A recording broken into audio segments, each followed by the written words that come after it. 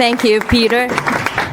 And thank you for your kind introduction and detailed introduction. And thank you to all the members of the FCCJ for joining this press conference today. Yes, almost 2 months ago, I was here explaining that I would be running for Tokyo governor. So I'm so delighted to be able to now address you again officially as governor of Tokyo.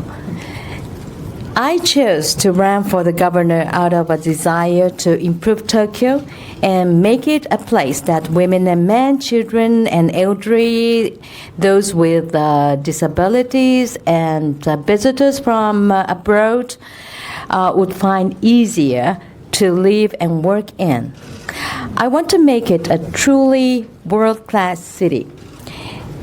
In order to realize this goal, I emphasized during the election campaign that we need major reforms that will give rise to a city government that is a government of Tokyo, government of Tokyo citizens by Tokyo citizens for Tokyo citizens.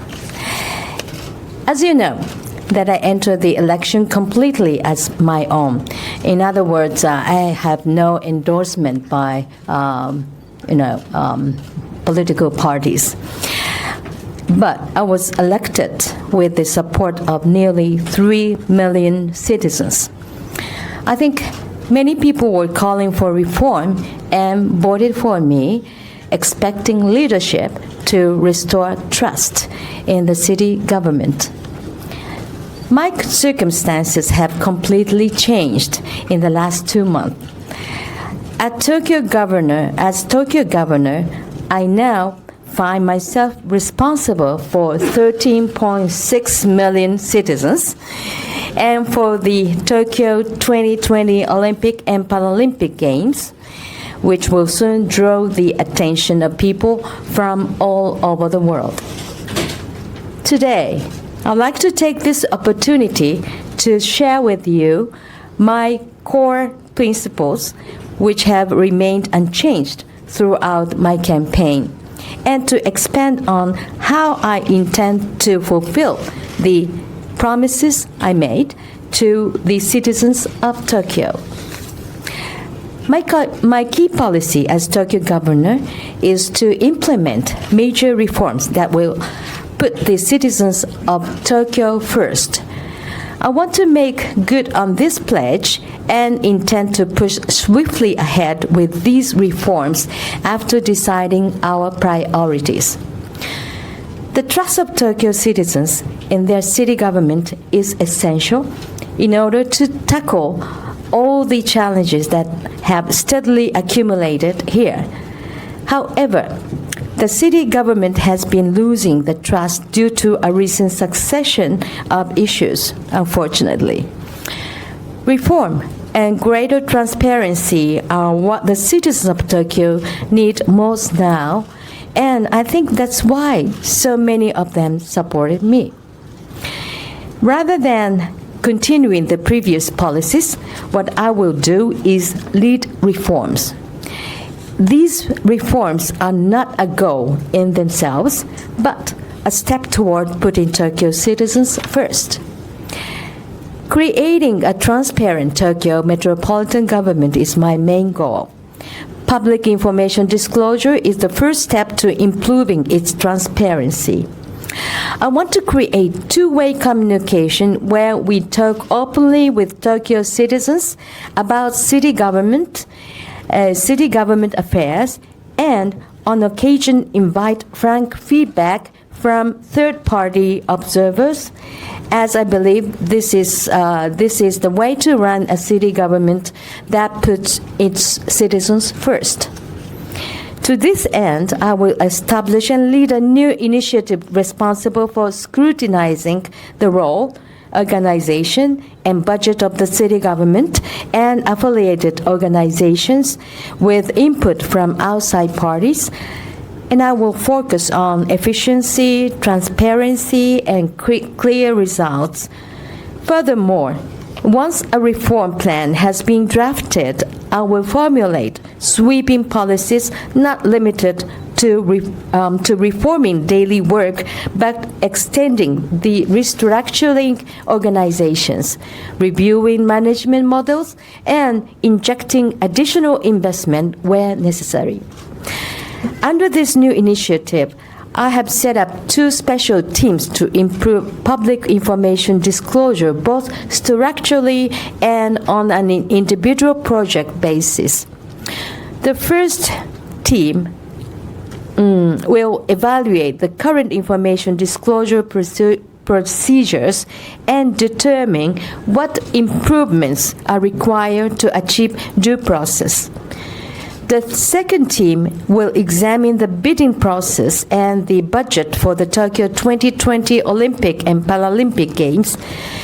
The Tokyo Metropolitan Government is responsible for the operation of the games, and as the head of the government, am accountable for the total budget and the budgeting process.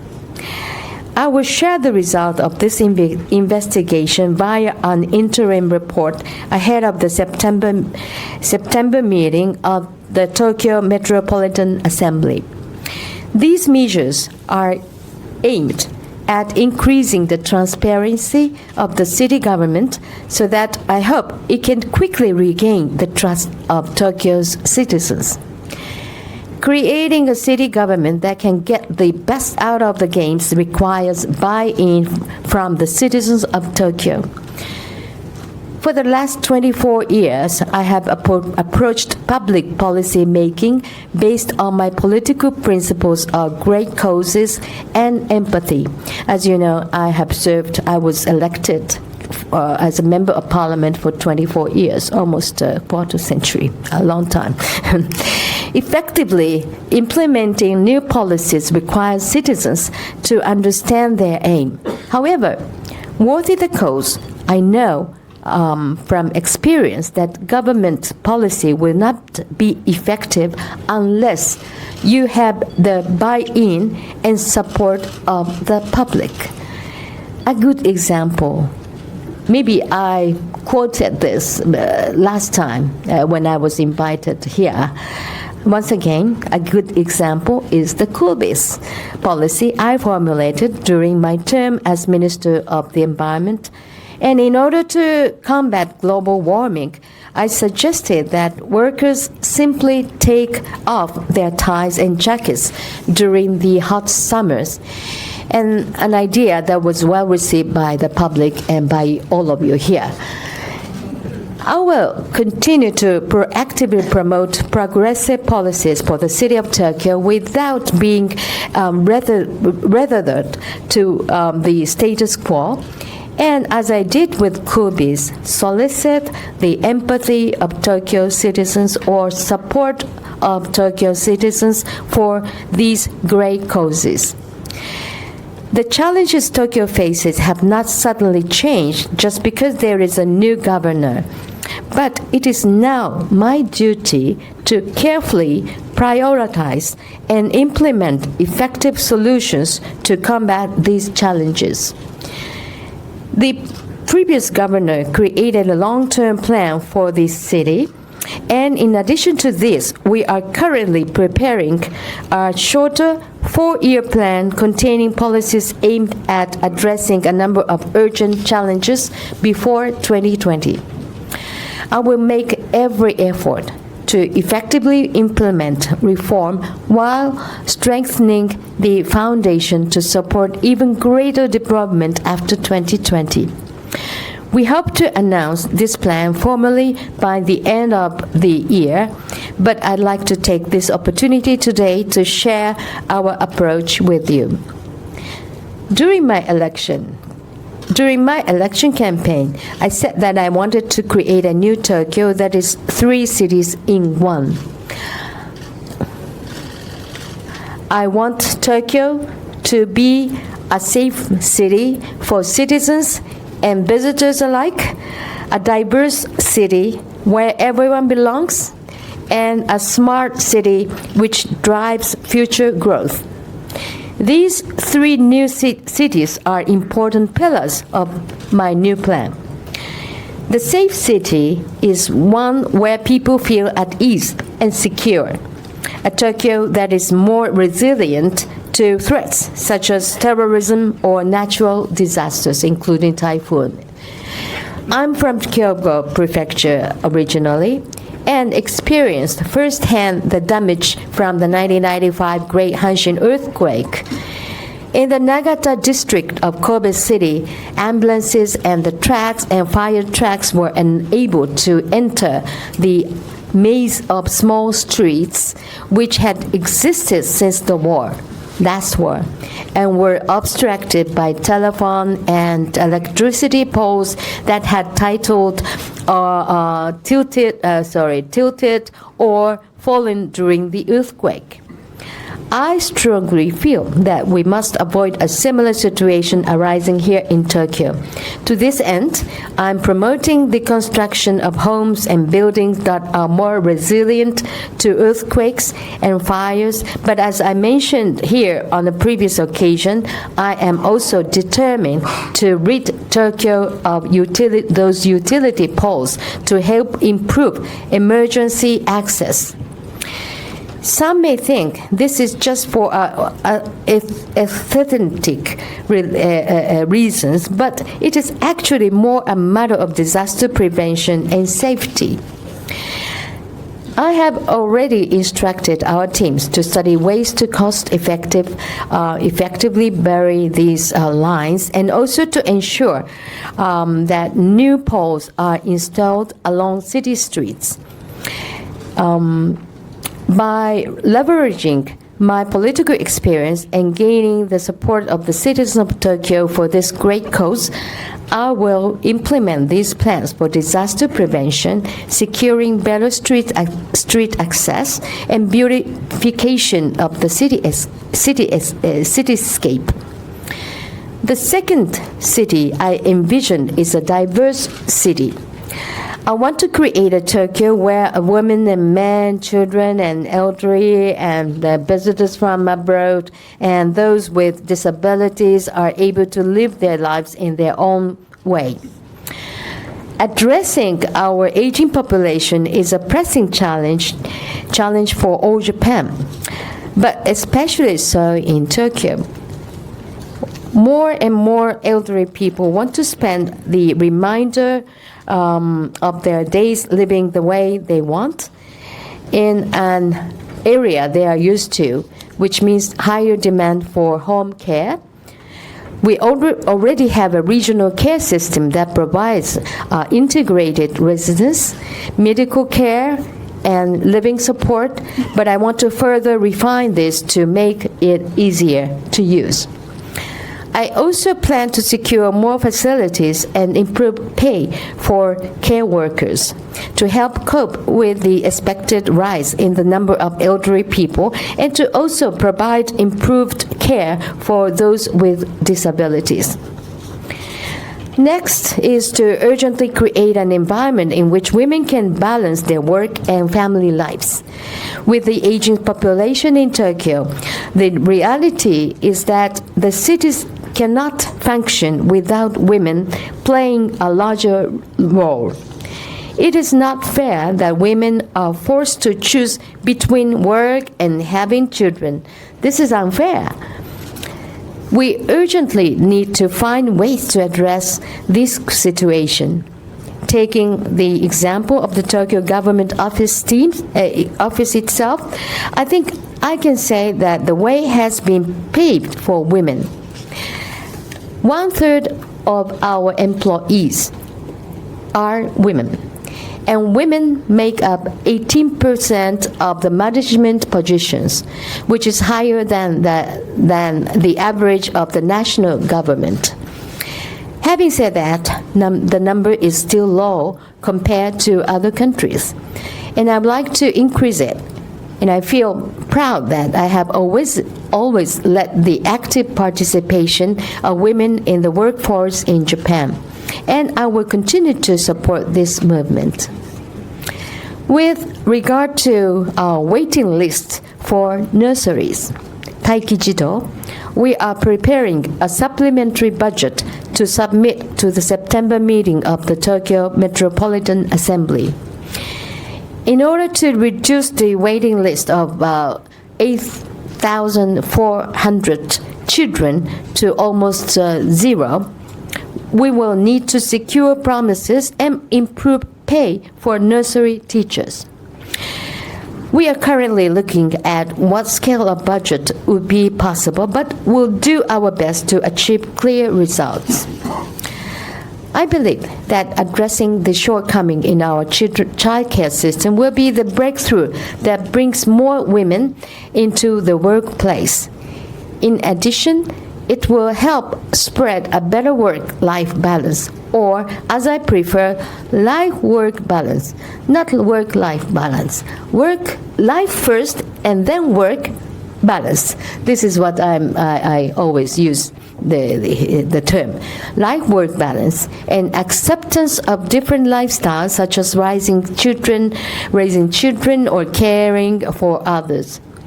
I believe this reform will create true diversity. This involves changing people's awareness as well as changing the system.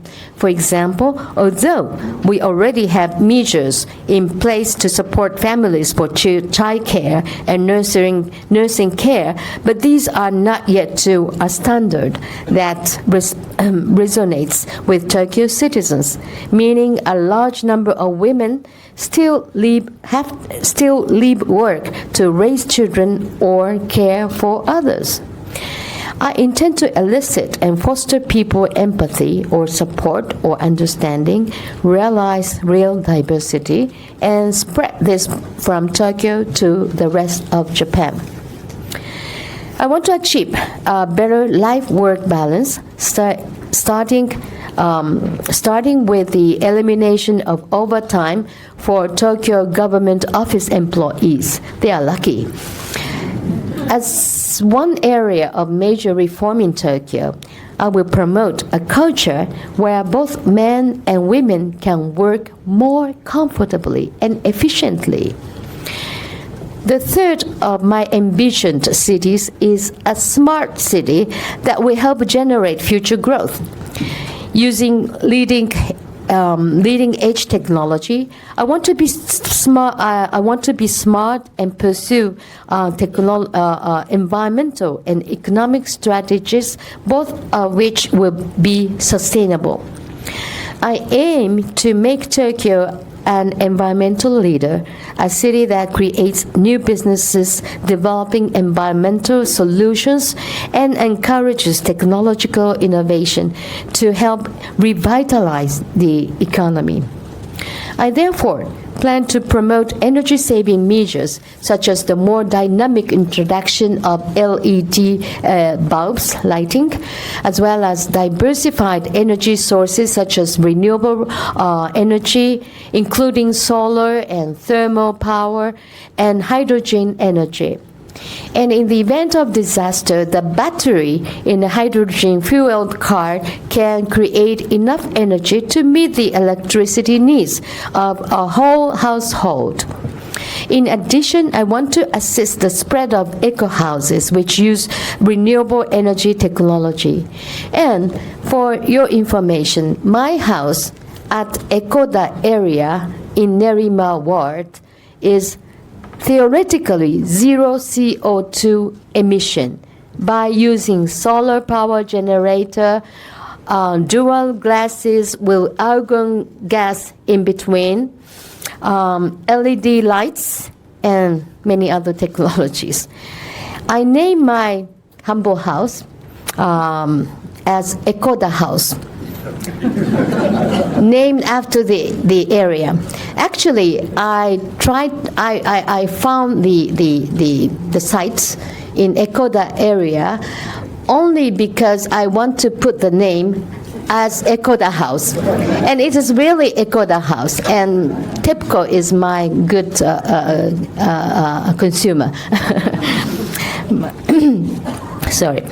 And we also need to combat the so-called heat island phenomena, whereby temperatures in central Tokyo are significantly higher than in the surrounding areas. And this is also very important to prepare for 2020 Tokyo Olympic and Paralympic Games for the marathon runner and many other for athletes, and even for those people who support the games.